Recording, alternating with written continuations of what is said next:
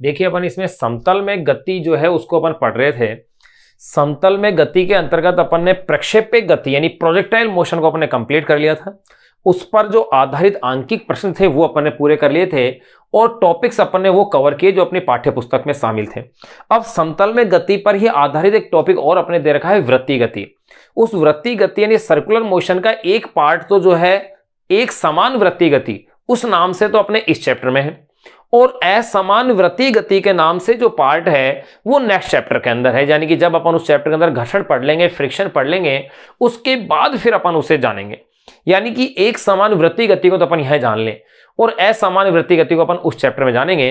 तो अपन इसे टॉपिक के रूप में जो पढ़ रहे हैं वो टॉपिक यही पढ़ेंगे कि वृत्तीय गति, और इसी नाम से हेडिंग जो है वृत्तीय गति या वर्तुल गति के नाम से इसके आगे का जो नेक्स्ट चैप्टर नंबर जो 5 है गति के नियम, उसके अंतर्गत भी यही टॉपिक दिया हुआ है, लेकिन वहां इससे आगे का है। यानी कि इस चैप्टर का एक पार्ट तो जो है इसमें दिया हुआ है वृत्तीय गति का, और एक पार्ट उसके अंदर न्यूटन के गति के नियम वाला जो चैप्टर है नेक्स्ट चैप्टर नंबर जो 5 है उसमें दिया हुआ है। तो देखिए कुछ हिस्सा जो इसमें दे रखा है उसको अपन डिस्कस यहां करेंगे और शेष हिस्सा जो वहां दिया हुआ है वहां उसको अपन डिस्कस करेंगे। तो देखिए अपन हेडिंग डाल रहे हैं नेक्स्ट समतल में गति पर आधारित जो टॉपिक है उसकी वो है वृत्तीय गति,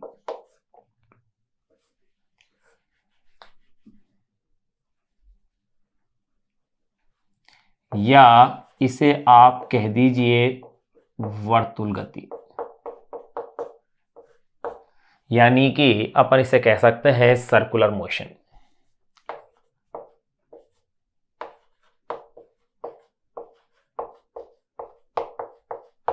सर्कुलर मोशन। देखो वृत्तीय गति होती क्या है, जब किसी कण की जो गति है किसी परिधि के अनुदिश हो तो इस प्रकार की जो गति होती है उसे अपन कहते हैं वृत्तीय गति। वास्तव में वृत्तीय गति एक समतल में होने वाली गति का उदाहरण है, या यूं कह सकते हैं द्विविमीय गति यानी 2D जो मोशन है उसका क्या है, एक एग्जाम्पल है। तो पहले अपन वृत्तीय गति या वर्तुल गति की अपन परिभाषा लिख लें कि वृत्तीय गति अपन कहेंगे किसे। तो देखो डेफिनेशन में क्या दे सकता हूं, जब कोई कण किसी वृत्त की, जब कोई कण किसी वृत्त की, जब कोई कण किसी वृत्त की परिधि, जब कोई कण किसी वृत्त की परिधि के अनुदिश गति करता है,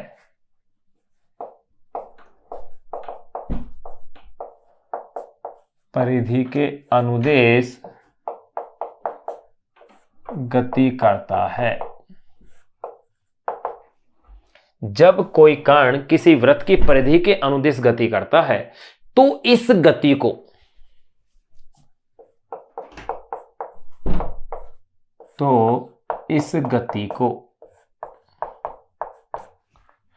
जब कोई कण किसी वृत्त की परिधि के अनुदिश गति करता है तो इस गति को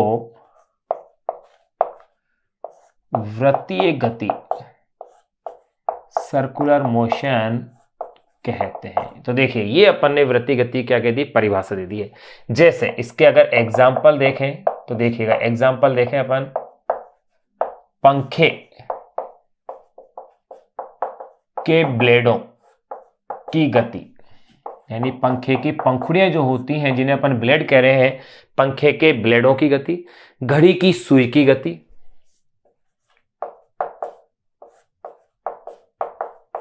घड़ी की सुई की गति इत्यादि। ये इसके एग्जाम्पल्स अपने पास आ गए।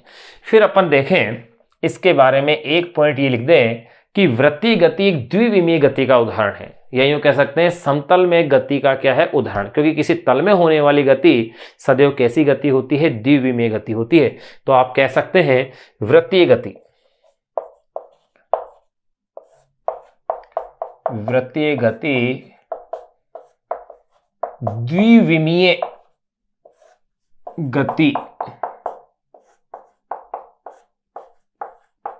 द्विविमीय गति का उदाहरण है। ये लो, ये पॉइंट और अपन ने क्लियर कर लिया। यहां अपन एक चीज नोट लगा के लिख सकते हैं क्या कह सकते हैं, एक गति और सुनी होगी आपने, वो भी वृत्ताकार पथ पर ही होती है और वो होती है घूर्णन गति, जिसका अपन पूरा एक चैप्टर नंबर जो 7 है वो अपन जो इसका पढ़ेंगे, वो पूरा चैप्टर नंबर 7 इसी पर आधारित है, घूर्णन गति पर। घूर्णन गति और वृत्तीय गति में क्या फर्क आ जाता है वो यहां अपन देखें। अगर किसी एक अक्ष के लिए होती है तब वो गति घूर्णन गति बनती है, जैसे पृथ्वी का अपनी अक्ष पर घूमना, लट्टू का अपनी अक्ष पर घूमना। तो देखिए अपन क्या कह सकते हैं इसके अंदर, अगर अपन नोट डाल के इस चीज को लिख दें, जब कोई वस्तु अपने केंद्र से होकर, जब कोई वस्तु अपने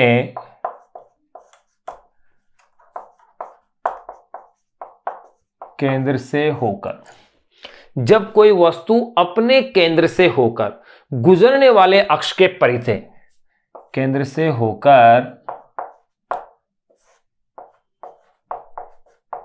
केंद्र से होकर गुजरने वाले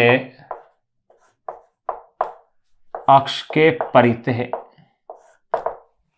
जब कोई वस्तु अपने केंद्र से होकर गुजरने वाले अक्ष के परिधि है, वृत्तीय गति करती है, अक्ष के परिधि है, वृत्तीय गति करती है। जब कोई वस्तु अपने केंद्र से होकर गुजरने वाले अक्ष के परिधि है, वृत्तीय गति करती है, तब ये कह सकते हैं वृत्तीय गति करती है, तो वह वृत्तीय गति, तो वह वृत्तीय गति, तो वह वृत्तीय गति घूर्णन गति कहलाती है।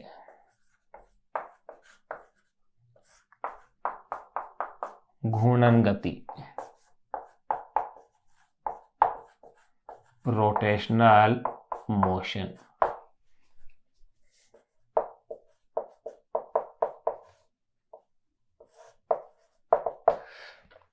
तो वह वृत्तीय गति घूर्णन गति यानी रोटेशनल मोशन कहलाती है।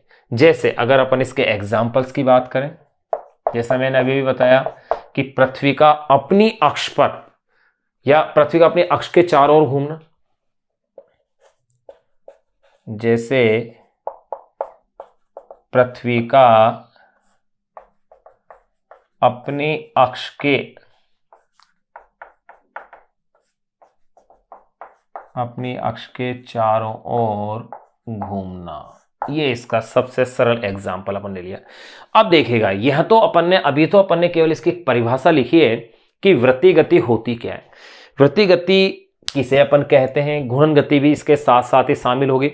अब जिस तरह से अपन ने इससे पहले का एक चैप्टर पढ़ा था, चैप्टर नंबर जो 3 किया था, सरल रेखा में गति जो था, स्ट्रेट लाइन मोशन, उसमें अपन ने 2 चीजें और जानी थी। शुरू में चैप्टर के स्टार्टिंग में आपको ध्यान होगा, वहां अपन ने एक तो पढ़ा था शुद्ध गति की और एक पढ़ा था बल गति की। शुद्ध गतिकी में विस्थापन, वेग, त्वरण ये पढ़ा था, और बल गतिकी के अंतर्गत बल के कारकों का भी साथ में, जो उस गति के लिए उत्तरदायी कारक होते हैं उनका अध्ययन करते हैं। इसी तरह से वृत्तीय गति है, इसकी भी शुद्ध वृत्तीय गति और वृत्तीय बल गति, यानी ये भी 2 भागों में बांटी गई है। यानी वृत्तीय गति जो अगर शाखा अपन मान लें भौतिक विज्ञान की, तो वृत्तीय गति जो शाखा है ये भी 2 भागों के अंदर बांटी गई है।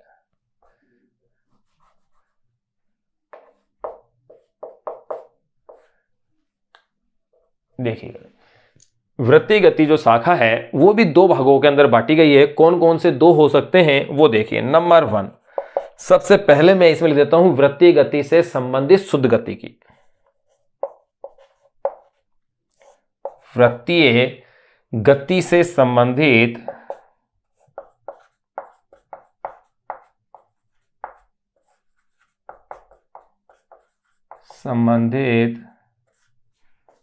शुद्ध गति की।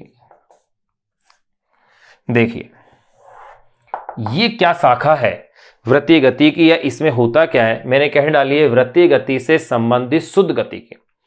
इसमें अपन यूं कह सकते हैं जब वृत्तीय गति कर रहे कण की गति का कारण नहीं दिया गया हो, यानी कि किसके कारण वो गति हो रही है, तो ये जो अध्ययन होता है जिसमें कारण नहीं दिया गया है वो शुद्ध गतिकी में आते हैं, और जहां कारण आ जाए वो बन जाएगी उसकी बल गति की। यानी कि आप यूं कह सकते हैं वृत्तीय गति से संबंधित वापस लिख दें,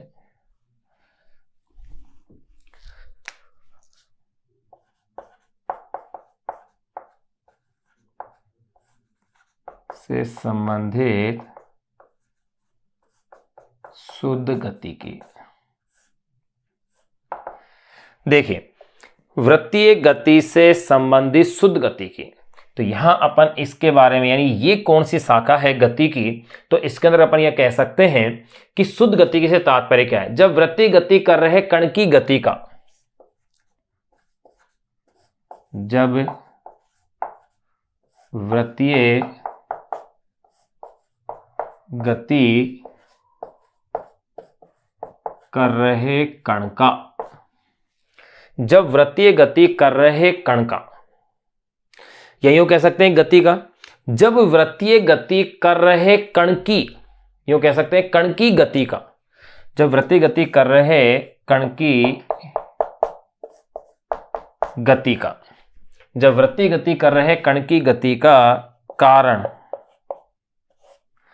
जब वृत्तीय गति कर रहे कण की गति का कारण ने दिया गया हो, का कारण ने दिया गया हो, तब कण के विस्थापन,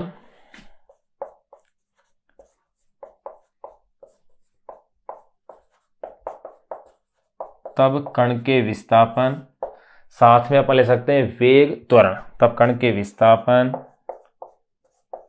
वेग एवं त्वरण, जब वृत्तीय गति कर रहे कण की गति का कारण ने दिया गया हो, तब कण के विस्थापन, वेग एवं त्वरण का अध्ययन कर, त्वरण का अध्ययन कर,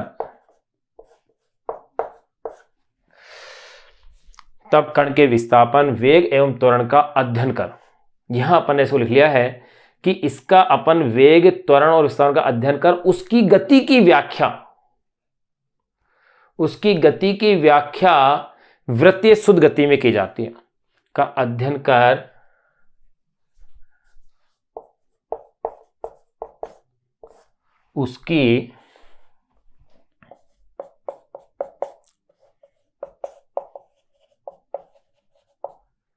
उसकी गति की व्याख्या। तो देखिए, मैं इसे वापस से रिपीट कर दूं, एक बार फिर से कह देता हूं, जब वृत्तीय गति कर रहे कण की गति का कारण ने दिया गया हो, तब कण के विस्थापन, वेग एवं त्वरण का अध्ययन कर उसकी गति की व्याख्या वृत्तीय शुद्ध गतिकी में की जाती है। गति की व्याख्या वृत्तीय शुद्ध गतिकी में की जाती है। ये लो, वृत्तीय शुद्ध गतिकी के अंदर अपन उसे क्या करते हैं, व्याख्या। जैसे अपन पहले भी पढ़ चुके हैं, शुद्ध गतिकी क्या है, बल गतिकी क्या है। जैसे घड़ी की सुई की गति, पंखे के ब्लेडों की गति, वही एग्जाम्पल वापस लिख रहा हूं। जैसे घड़ी की सुई की गति, पंखे के ब्लेडों की गति,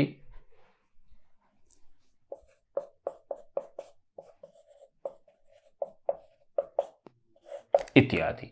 ये अपन ने शुद्ध गति क्या ले ली है, एग्जाम्पल ले ली है। अपन इसमें यह भी कह सकते हैं कि ये जो वृत्तीय गति की शुद्ध, जो वृत्तीय गति की अपन पढ़ रहे हैं, वृत्तीय शुद्ध गति की ठीक बिल्कुल शुद्ध रेखीय गतिकी की भांति होती है। कैसे होती है, जैसे बस फर्क इतना सा है कि यहां वृत्तीय गति में उनकी जो राशियां हैं, उनके संगत राशियां, उनके साथ कोण शब्द जुड़ जाता है। जैसे वहां पर लेते हैं रेखीय विस्थापन, यहां लिखेंगे कोणीय विस्थापन, वहां लेंगे आप रेखीय वेग, यहां लेंगे कोणीय वेग, वहां लिखेंगे आप रेखीय त्वरण, यहां लिख देंगे अपन कोणीय त्वरण, यानी उसके संगत राशियां आ जाती हैं। ठीक उसी प्रकार से है। तो इस पॉइंट को अपन नोट कर लें कि वृत्तीय शुद्ध गति की, वृत्तीय शुद्ध गति की, वृत्तीय शुद्ध गति की ठीक बिल्कुल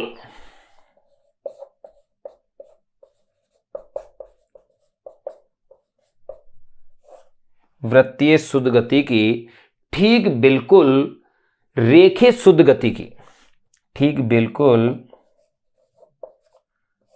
रेखीय शुद्ध गति की भांति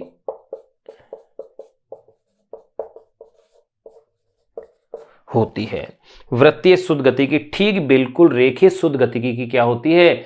भांति होती है, उसी की तरह होती है। केवल इसमें रेखीय शब्द के स्थान पर,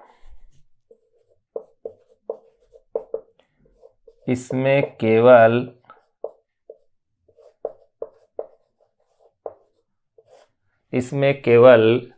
रेखीय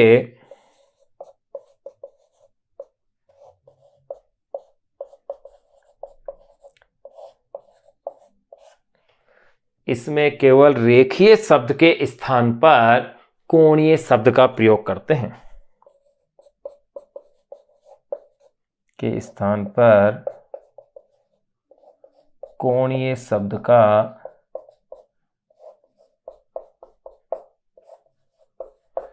क्या करते हैं? प्रयोग करते हैं। इतना सा इसके अंदर अपन को फर्क करना है। कैसे करते हैं? देखो भाई, जैसे अब इसको अपन डिफरेंस के रूप में एक्सप्लेन कर लेते हैं। तो यहां तक आप इसे नोट कीजिए कि वृत्तीय गति क्या है। ये अपन ने एक तरह से इसका वृत्तीय गति का क्या जान लिया है? इंट्रोडक्शन जान लिया है कि वृत्तीय गति है क्या। उसमें भी पहला भाग अपन जान रहे हैं वृत्तीय गति से संबंधित शुद्ध गति के। तो देखिए, वृत्तीय गति या वर्तुल गति यानी सर्कुलर मोशन है क्या? जब कोई कण किसी वृत्त की परिधि के अनुदिश गति करता है तो इस गति को वृत्तीय गति कहते हैं। जैसे पंखे के ब्लेडों की गति, घड़ी की सुई की गति। वृत्तीय गति द्विविमीय गति का क्या है? उदाहरण है। ये ध्यान रखना है। नोट में मैंने लिखा है, जब कोई वस्तु अपने केंद्र से होकर गुजरने वाले अक्ष के परितः है, यानी उसके सापेक्ष, परितः मतलब उसके सापेक्ष वृत्तीय गति करती है, तो वह वृत्तीय गति घूर्णन गति यानी रोटेशनल मोशन कहलाती है। जैसे पृथ्वी का अपनी अक्ष के चारों ओर घूमना। नंबर फर्स्ट, अब अपन जान रहे हैं वृत्तीय गति से संबंधित शुद्ध गति की। ये होती क्या है? देखो, जब वृत्तीय गति कर रहे कण की गति का कारण ने दिया गया हो, तब कण के विस्थापन, वेग एवं त्वरण का अध्ययन कर उसकी गति की व्याख्या वृत्तीय शुद्ध गतिकी में की जाती है। जब कारण नहीं दिया गया हो तो उसका अध्ययन अपन किस में करते हैं? वृत्तीय शुद्ध गतिकी में इस चीज का अपन अध्ययन करते हैं। देखिए, जैसे घड़ी की सुई की गति है, पंखे के ब्लेडों की गति है। अगर कारण दे दिया जाए, यानी जिस बल के कारण गति हो रही है, तब यह कहलाएगी बल गति की, यानी इस शाखा को अपन कह देंगे बल गति की। तो देखिए फिर इसी में आगे, वृत्तीय शुद्ध गतिकी ठीक बिल्कुल रेखीय शुद्ध गतिकी की भांति होती है। इसमें केवल रेखीय शब्द के स्थान पर कोणीय शब्द का क्या होता है? प्रयोग करते हैं। जैसे अब इसको अपन एक एग्जांपल से जान लें। यहां देखो, अपन कोणीय वेग, कोणीय त्वरण, उनके फॉर्मूले डिराइव्ड नहीं कर रहे हैं, मैं डायरेक्ट लिख रहा हूं, क्योंकि यहां इन फॉर्मूलों को अपन आगे डिराइव्ड करेंगे, इनको व्युत्पन्न करेंगे जब अपन एक चैप्टर इसके अंदर पढ़ेंगे आगे, घूर्णन गति। उस घूर्णन गति वाले चैप्टर के अंदर अपन को इनको व्युत्पन्न करना है इन फॉर्मूलों को। वैसे यहां पर भी अपन व्युत्पन्न कर सकते हैं, लेकिन अपनी बुक में इसको डेरिवेशन किया हुआ नहीं है, डायरेक्ट अपन यूज कर लें, ज्यादा बेटर है। क्योंकि दो बार उसकी डेरिवेशन अपन करें, उसके बजाय अपन एक जगह ही घूर्णन गति के अंदर क्या करेंगे? इसकी डेरिवेशन कर लेंगे। तो देखिए भाई, वृत्तीय गति के अंदर अब अपन इसको कोणीय गति से थोड़ा सा क्या कर लेंगे? कंपेयर कर लेंगे, थोड़ी सी इसकी तुलना हो जाएगी।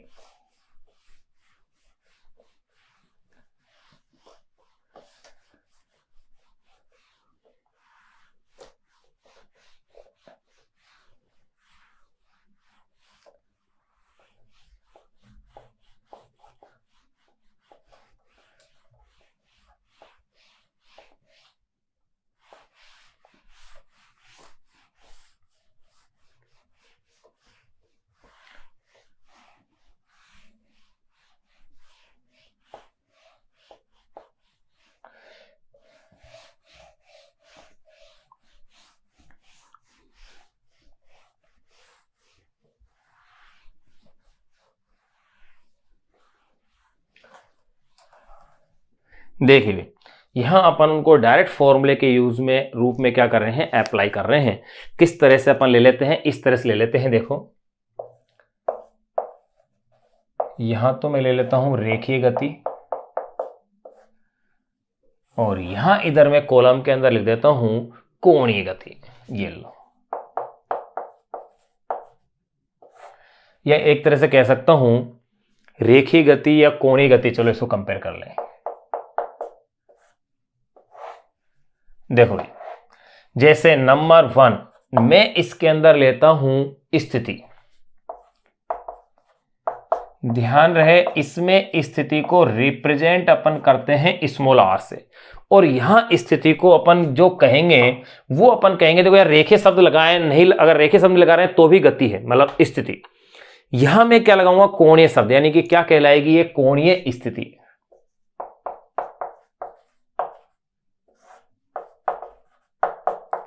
कोणीय स्थिति, यहां आप इनको डायरेक्ट ध्यान रखना भी, क्योंकि इससे अपन न्यूमेरिकल को हल करने में क्या मिलेगी, अपन को हेल्प मिलेगी। किस तरह से होगी वो भी न्यूमेरिकल सोल्व करेंगे तब पता चलेगा आपको।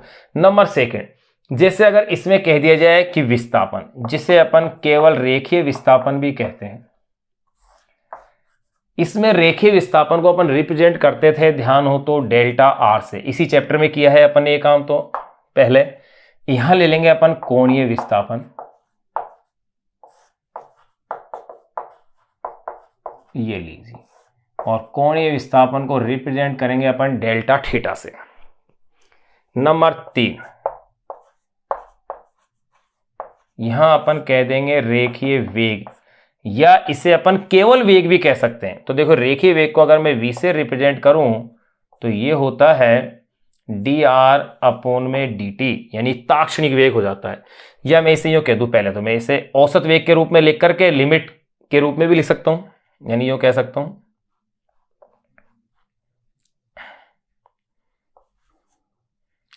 डेल्टा r/डेल्टा t, या v = डेल्टा t0 डेल्टा r/डेल्टा t। तो ये समीकरण लिखवा आ जाएगी v = dr/dt, ये लो। इसी तरह से यहां पर जो शब्द आ जाएगा वो होगा कोणीय वेग, और ध्यान रहे रेखीय वेग को तो अपन रिप्रेजेंट कर रहे हैं v से, और कोणीय वेग को रिप्रेजेंट करेंगे ओमेगा से। यहां ये विशेष ध्यान रखना है, ये बहुत काम आने वाला फॉर्मूला है, बहुत ज्यादा अपने पास क्या होगा, ये काम आएगा। देखिए कोणीय वेग ओमेगा, इसको भी मैं ऐसे ले सकता हूं, जैसे मैंने डेल्टा r/डेल्टा t लिए है, तो इसे मैं कह सकता हूं डेल्टा थीटा/डेल्टा t। ये तो हो गया है औसत कोणीय वेग। और अगर मैं ताक्षणिक लिखना चाहूं तो देखो डायरेक्ट लिख देता हूं मैं इसे इसी की भांति। चलो इसको भी मैं ऐसा ही लिख देता हूं ताकि आपके लिए आसान रहे कंपेयर करना ना। देखो इस तरह से यहां मैं लिख देता हूं v औसत, औसत रेखीय वेग का फॉर्मूला ले रहा हूं मैं डेल्टा r/डेल्टा t, एंड v ताक्षणिक, अगर v ताक्षणिक ये कहते हैं तो इसे मैं कह दूंगा dr/dt। इसी तरह से यहां ओमेगा ताक्षणिक = हो जाएगा dθ/dt। अब देखो भाई यहां विशेष ध्यान देने वाली बात क्या है कि ओमेगा θ/t है, ये मैं ऐसे कह सकता हूं। थीटा यानी कि एक चक्कर को पूरा करने पर कोणीय विस्थापन हुआ, एक सर्किल। अगर एक चक्कर को पूरा करने में जो समय लगता है उसे अपन कहते हैं आवर्त काल या परिक्रमण काल। एक चक्कर को पूरा करने में लगा समय, अगर पूरे एक वृत्त की अगर मैं बात करूं तो देखो 2 पाई कोण का मान कितना होगा, एक सर्किल पूरा करने में, एक वृत्त पूरा करने में जो कोण बनेगा वो कोण कितना बनेगा, 2 पाई, 360 डिग्री। 360 डिग्री मतलब क्या है, 2 पाई, और उसको पूरा करने में लगा समय क्या होता है, आवर्त काल। और 1/, आवर्त काल को क्या कहते हैं अपन, आवृत्ति कहते हैं। तो ध्यान रहे मैं यहां लिख रहा हूं, यहां कैपिटल T बराबर है आवर्त काल, यानी कि एक चक्कर को पूरा करने में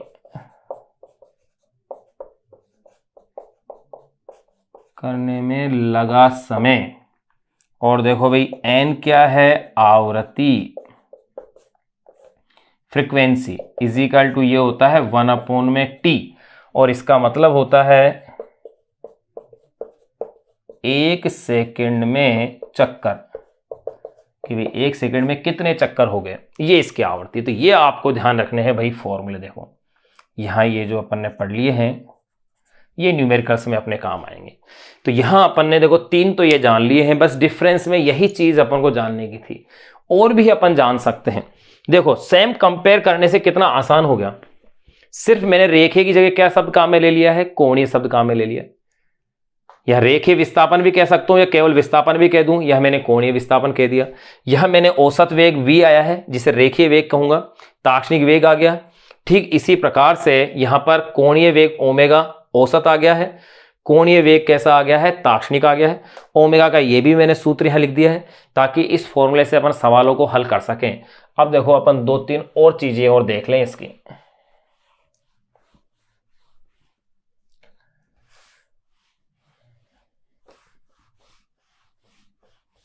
यहां ये विशेष रखना क्योंकि न्यूमेरिकल्स देखा है अपने, एक एग्जांपल है उसको भी अपन सोल्व करेंगे जो इसी बेस पर सोल्व करेंगे उस एग्जांपल को।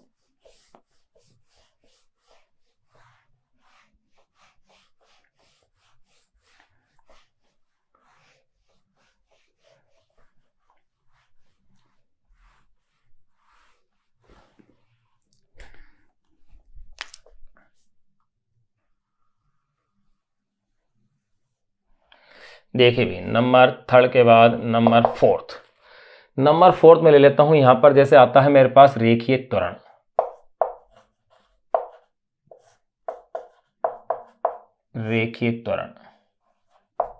जिसे कि मैं स्मॉल ए से रिप्रेजेंट करूं। तो देखो भैया अगर औसत रेखीय त्वरण की बात करें तो मैं इसे लिखूंगा डेल्टा वी अपॉन में डेल्टा टी। एंड तात्क्षणिक बात करें, ये अपन सब पढ़ चुके हैं पहले, तो ये हो जाएगा dv अपॉन में dt। यहां शब्द क्या आ जाएगा, कोणीय त्वरण आ जाएगा। देखो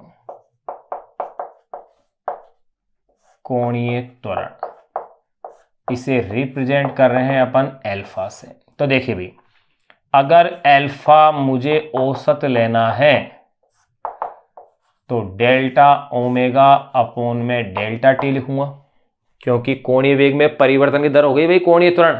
वैसे विस्तार से अपन 7वें चैप्टर में पढ़ेंगे घूर्णन गति में इस चीज को, लेकिन यहां तो एज ए इंट्रोडक्शन पढ़ रहे हैं क्योंकि काम आएगी यहां पर ये। और अगर अल्फा ताक्षणिक कह दिया जाए तब देखो, तब ये बन जाएगा डी ओमेगा अपॉन में डी टी। यहां तक अपने पास आ गया। नंबर 5 मैं इसमें देखो गति के समीकरण लिख सकता हूं।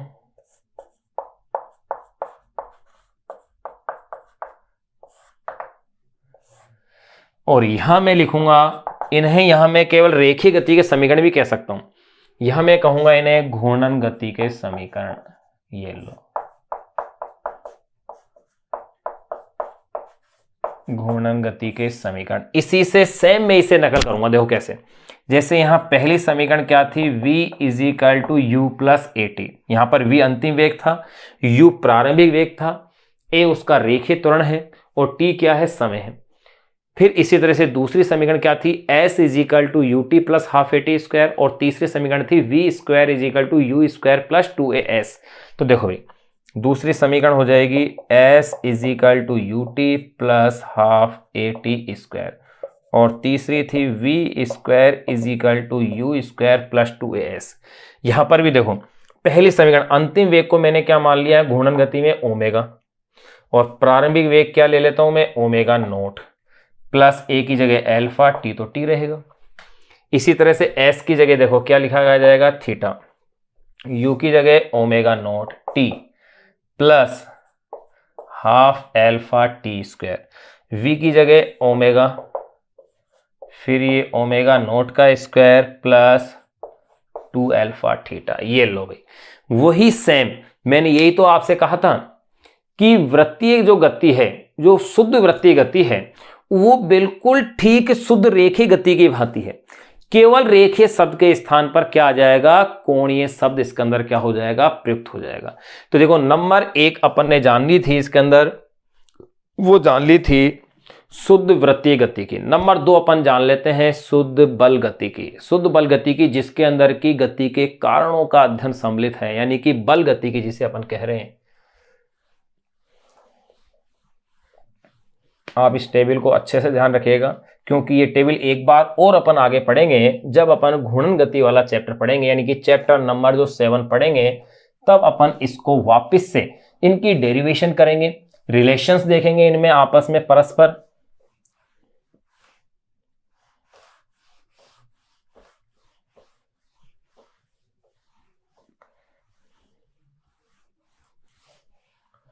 देखिए अब नंबर 2 अपन बात कर रहे हैं इसके अंदर वृत्तीय बल गति की।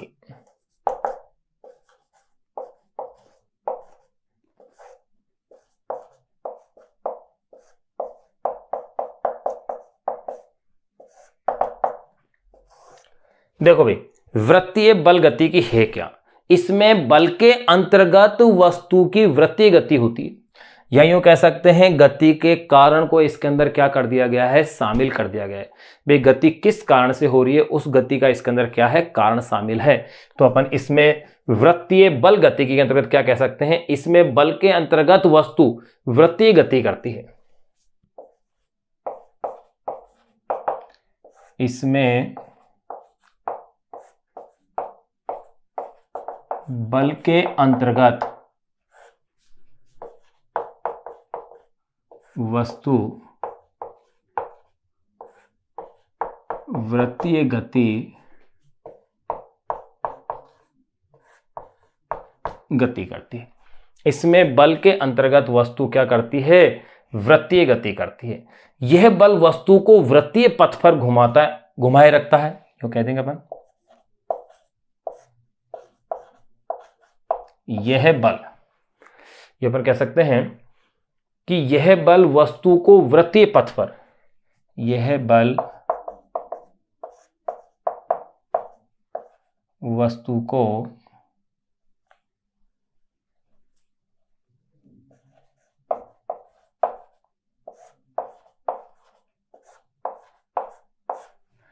यह बल वस्तु को वृत्तीय पथ पर घुमाता रहता है।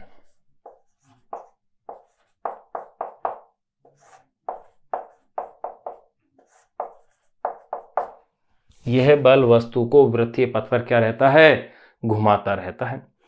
अब इसमें ये कह सकते हैं जिसके फलस्वरूप वस्तु में सदैव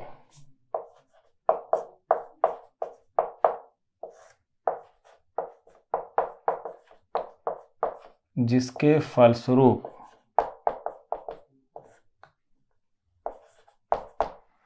वस्तु में सदैव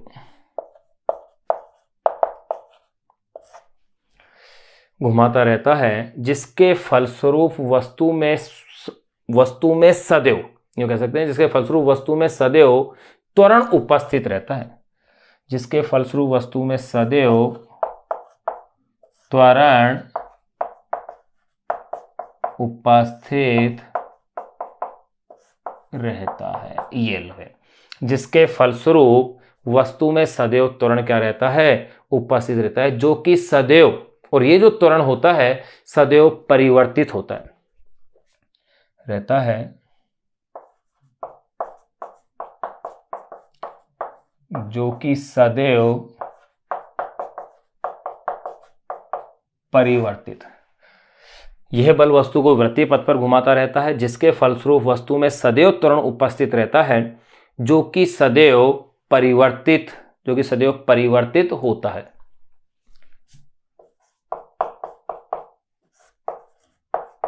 जो कि सदैव कैसा होता है, परिवर्तित होता है। तो यहां अपन ने वृत्तीय बल गति की भी जाननी है। अब अपन जानेंगे वृत्तीय गति के प्रकार।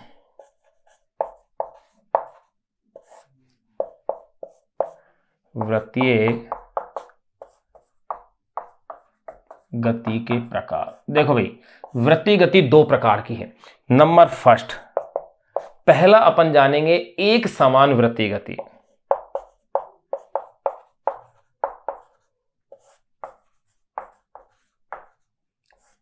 एक समान वृत्तीय गति, यही अपने बुक के अंदर इस चैप्टर में हेडिंग इसी नाम से है, एक समान वृत्तीय गति, जो कि अपन को इस चैप्टर 4 के अंदर पढ़नी है। यहां तो अपन ने इसकी भूमिका पढ़ी है यहां तक, तो एक समान वृत्तीय गति, या यूं कह सकते हैं क्षैतिज में वृत्तीय गति,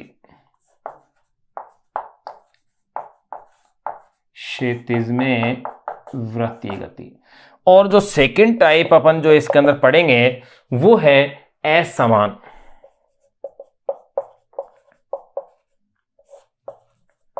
असमान वृत्तीय गति, या यूं कह सकते हैं ऊर्ध्वाधर, ऊर्ध्वाधर में वृत्तीय गति, ये असमान। इसमें से जो एक समान वृत्तीय गति है ये तो अपन इसी अध्याय में पढ़ेंगे, लेकिन असमान वृत्तीय गति अपन नेक्स्ट जो चैप्टर है, चैप्टर नंबर 4, तो उसमें पढ़ेंगे। लेकिन इसका इंट्रोडक्शन जरूर अपन इसी में जान लेंगे, क्योंकि एक न्यूमेरिकल ऐसा दे रखा है जिसमें कि रेखीय त्वरण और अभिकेंद्रीय त्वरण, इनमें रिलेशन के साथ का एक क्वेश्चन दिया हुआ है, जो क्वेश्चन नंबर है शायद 31 या क्वेश्चन नंबर 30, शायद 31 है। वो जो क्वेश्चन नंबर 31 है उसको हल करने के लिए अपन को इस असमान गति का थोड़ा सा इंट्रोडक्शन अपन को इसी चैप्टर में पढ़ना पड़ेगा, क्योंकि वो थोड़ा सा इंट्रोडक्शन अपन जब पढ़ लेंगे तो ही अपने पास ये न्यूमेरिकल अपने लिए क्या होगा, आसान होगा, और अच्छे से क्या होगा, सोल्व होगा। तो अब अपन इसमें पढ़ने जा रहे हैं एक समान वृत्तीय गति, यानी कि यूं कह सकते हैं क्षैतिज में वृत्तीय गति। इस टॉपिक को अपन पढ़ने जा रहे हैं, और अपनी इस बुक के अंदर एनसीईआरटी बुक में इसी नाम से टॉपिक दिया हुआ है, नेकी वृत्तीय गति के नाम से, जबकि होना चाहिए था ये वृत्तीय गति है, वर्तुल गति के नाम से होना चाहिए था, और वहां फिर ये पूरा टॉपिक एक साथ होना चाहिए था।